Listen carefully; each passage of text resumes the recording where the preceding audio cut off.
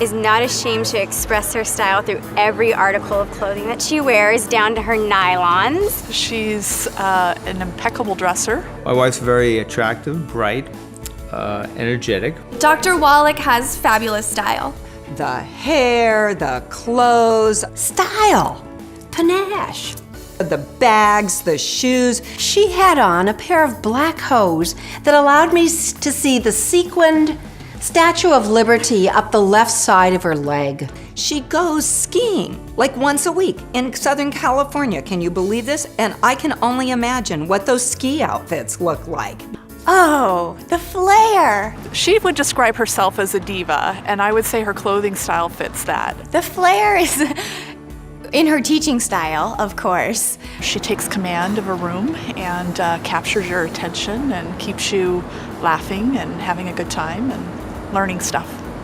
She just makes you excited, and she presents material in a provocative, she loves that word, provocative way, and it just pulls you in.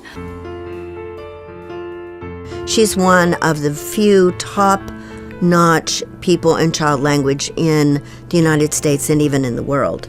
Gerry Wallach has accomplished so much in this field of child language. You know, before there really was a field of child language where we were talking about articulation and talking about voice and talking about those kinds of specific parts of being a communicator. And Gerry and others in the early 70s really grabbed onto those ideas and said, but it's the language, it's the meaning, it's the thinking behind it. She was in the forefront even more than 25 years ago in producing research, attending and presenting workshops at state and national conventions, telling us to work with the student directly. If we were working on phonemic awareness, to look at that and how it impacted a student's spelling and subsequently their writing. A lifetime career since her PhD in her 20s of articles and research, and then several books as well that chronicle the things that she has, the innovations and discoveries that she's made in the area of child language. Over 25 years ago, when I needed to find some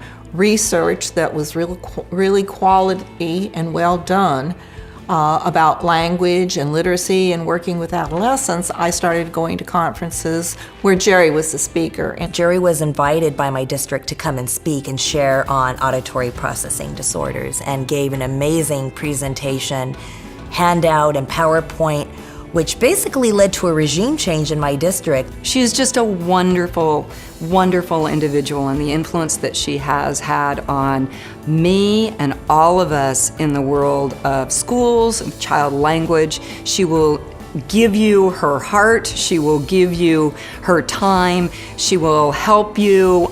She's just open and always wondering what to do next to make things better for kids. What really distinguishes your contributions to the field from others is your ability to gift your knowledge with grace.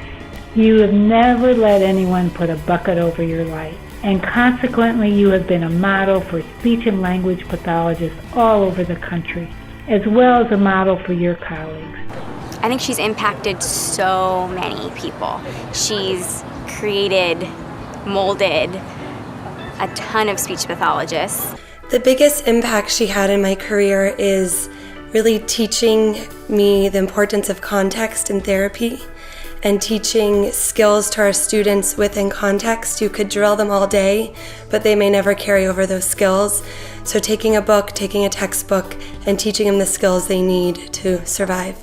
And she's guided many of us into an area that I think a lot of people are fearful to go into, the child language area, because it is so complex. On a daily basis, I think of these huge theories that she taught me, and I put them into practice. And I think it's very hard to take theories and figure out a way to use them clinically, you know? A lot of times clinical and theoretical don't mesh up.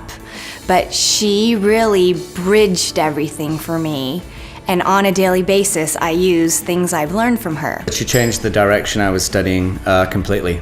She got me interested in child language like nobody could.